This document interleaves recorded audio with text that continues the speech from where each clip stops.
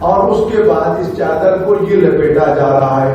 اس میں گانٹھ نہیں دے سکتے، گرا نہیں باندھ سکتے، یہ آپ نے لپیٹ کے اس کو ٹھونس دینا ہے، یہ اس طرح کر کے.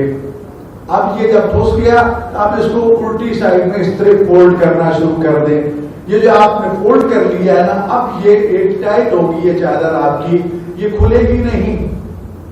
بے شک رش ہے، بھیڑ ہے، دھکم پیل ہے، نہ کسی بیلٹ کی ضرورت ہے نہ کسی اور چیز کی ضرورت ہے. اگر آپ اس کو صحیح طریقے سے باندھ لیتے ہیں تو یہ بالکل محفوظ ہو جائے گی. دونوں سرے برابر کر کے پھر اس کو لپیٹنا ہے، گانٹھ نہیں دینا. جس طرح ہم پنجاب میں دھوتی باندھتے ہیں ویسے نہیں باندھنی، چادر باندھتے ہیں ویسے نہیں باندھنی، گرا باندھتے نہیں، بلکہ بالکل لپیٹنی ہے اور اس میں گرا نہیں ہونی چاہیے. دوسری چادر اوپر اوڑھ لینی ہے.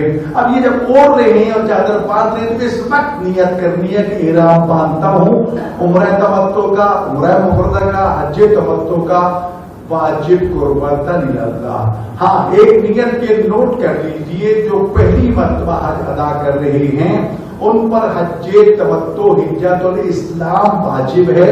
لہذا وہ نیت کرتے وقت اس لفظ کو بھی زبان پہ لائیں تو بہت بہتر ہے. نیت اصل میں ارادے کا نام ہے، دل میں اس چیز کو حاضر کرنے کا نام ہے کہ میں اس وقت کیا کر رہا ہوں. الفاظ اس لیے دیے جاتے ہیں تاکہ یقین ہو جائے، مگر نہ آپ ایک وقت الفاظ زبان پہ جاری نہیں کرتے. آپ سے پوچھے کیا کر رہے ہو؟ احرام باندھ رہا ہوں. جی تو گویا کہ آپ متوجہ ہیں.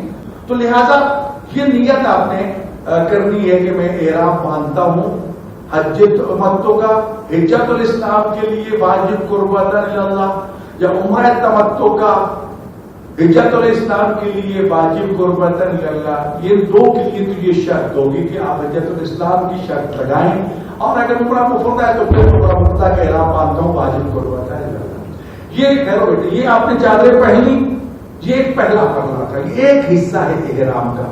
یہ چادر جو ہے یہ خواتین کے لیے کوشش کریں کہ آپ بڑی چادر جو ہے وہ لے لیں، سلوا لیں.